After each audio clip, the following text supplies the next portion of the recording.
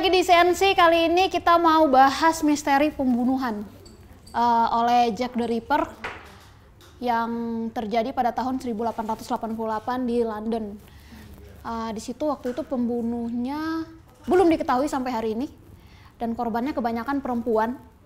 Bukan kebanyakan, semuanya perempuan dan rata-rata adalah pekerja malam, perempuan PSK gitu maksudnya. Banyak teori yang beredar karena pembunuhnya juga belum diidentifikasi sampai saat ini. Banyak teori yang beredar, kira-kira Jack the Ripper itu siapa. Banyak suspek juga yang akhirnya bermunculan. Dan teman-teman akan ikutin teori-teorinya. Kalian juga boleh milih teori mana yang paling kalian percaya. Ikuti pembahasannya setelah ini.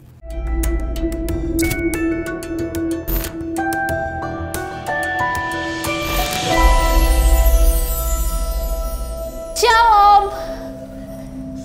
Shalom. Yeah, mantap. Tempat baru. Selamat datang di CNC. Konspirasi and Chill, tapi hari ini kita episodenya kayaknya bukan konspirasi and chill, lebih ke konspirasi and kriminal. Pembahasannya lebih kriminal. Jack the Ripper. Oke. The one that started all ya. Iya. Kayaknya Aku- sih sebelumnya ada. Ada tapi mungkin nggak documented. Aku bacain dulu ya fakta-fakta maupun ininya ya. Jadi cerita Jack the Ripper ini dimulai tahun 1988. Ia membunuh setidaknya 5 wanita dan memutilasi tubuh mereka dengan cara tidak biasa. Dan menunjukkan bahwa si pembunuh ini mempunyai pengetahuan anatomi manusia. Pelakunya ini tidak pernah ditangkap atau bahkan diidentifikasi sampai hari ini. Sejumlah surat diduga dikirim oleh si pembunuh ke London Metropolitan Police Service dan Scotland Yard mengejek petugas tentang pembunuhan yang dilakukan serta memberikan petunjuk mengenai pembunuhan yang mendatang. Jadi dia taunting ya. Iya. Jadi narsis. Benar-benar.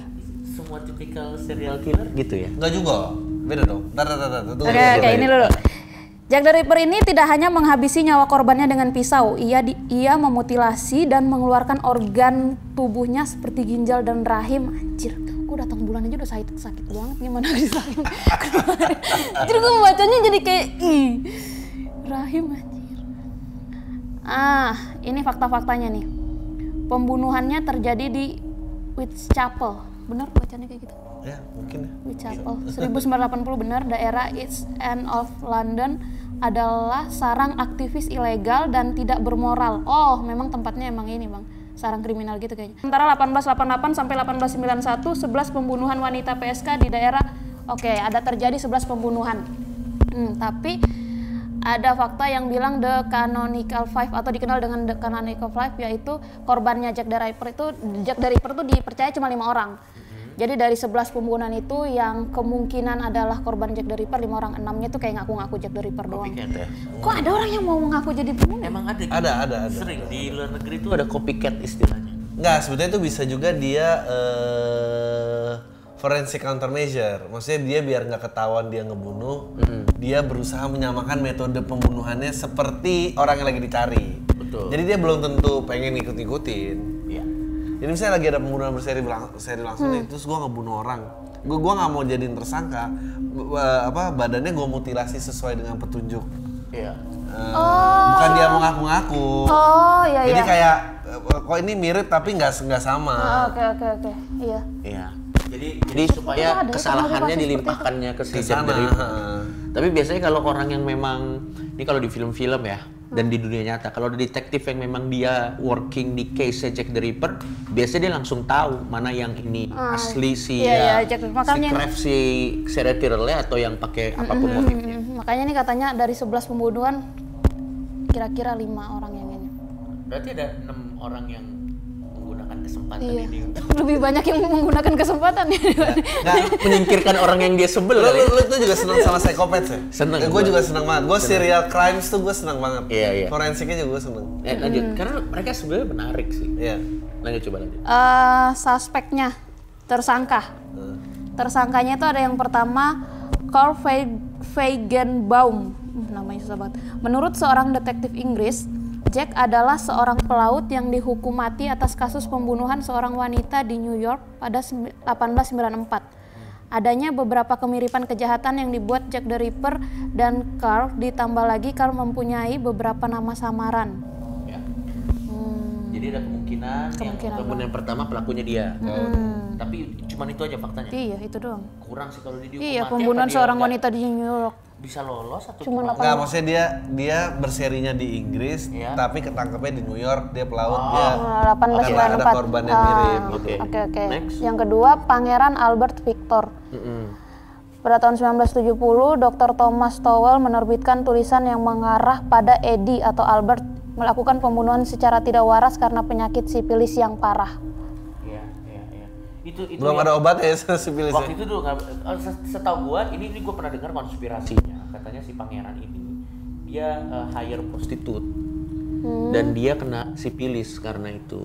Dan waktu itu nggak ada medicine yang bisa menghilangkan sipilis, jadi dia dendamnya melampiaskan dendamnya dengan membasmi semua prostitut. Dan di daerah miskin yang nggak akan ada orang yang sedih atau gini. Kalau dulu tuh kalau prostitut mati, kalau cuman sekali nih prostitut mati ya udah nggak akan ada yang cari tahu kayak oh ya udah. Ya dia kategorinya tuh prostitut tuh namanya homeless gitu. Ya expendable victims. Expendable victim. Dia nggak akan bisa dicari, kan keluarganya udah nggak peduli atau apa. Jadi biasanya pembunuh berseri tuh mau menyempurnakan metode pembunuhannya tuh praktisnya di orang-orang seperti kayak gitu ya. Nah ini Terus yang tapi dia ketiga, nge-rape nggak ya? Dia nggak nge-rape ya? Dia bukan rapist ya? Dia nggak memperkosa korbannya ya? kayaknya korbannya nggak ada yang diperkosa ya? Ya kalau rahim diangkat sih nggak dipakai berarti. iya nggak dipakai dan Nggak dipakai nih bahasanya. nggak diperkosa maksudnya. Dan sekalipun itu visum untuk menentukan dia diperkosa atau tidak kan belum nyampe waktu itu nggak ada. Paling dari semen apa si bahasa Indonesia. Iya. Residu semen ya. Residu semen. Aku ngerti apa itu bahasa ininya, sperma ya maksudnya. Iya. Ya.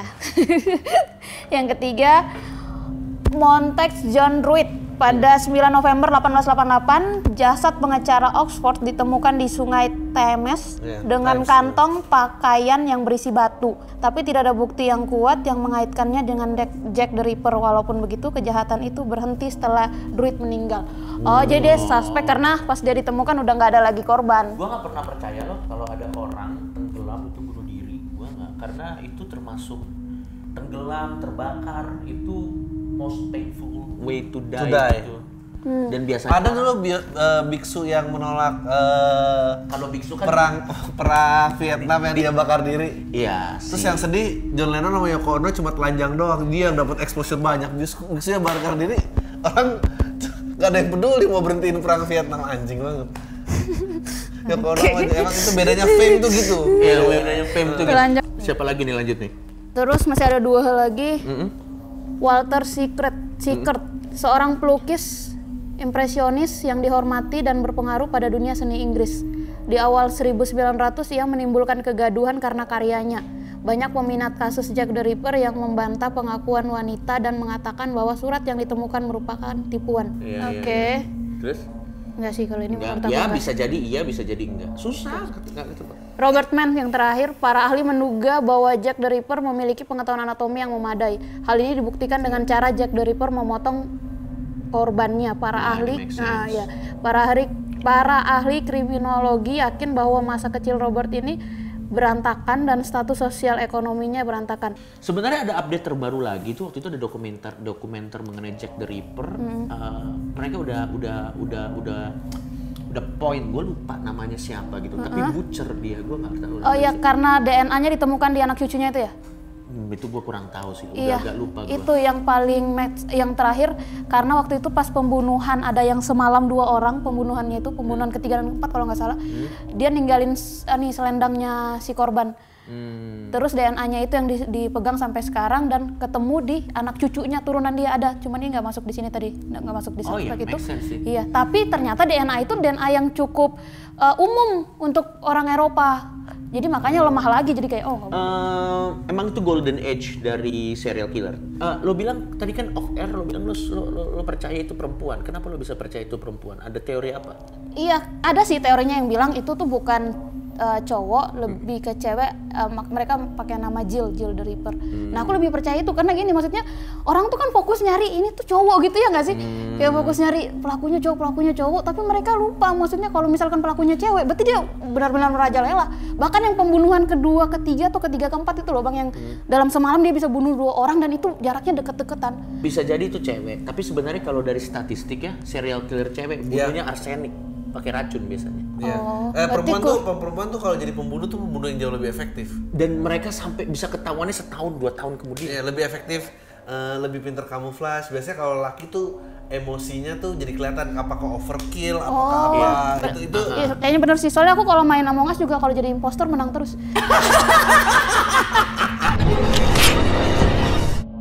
betul kalau lo kayak main imaji gitu, kalau denger CEO lelaki gitu, kalau denger insinyur lelaki, tapi kalau lo denger pembunuh itu juga lelaki. Kalau lo tutup mata lo gitu. Iya. Itu dia perempuan tuh gampang banget lolos. Bener.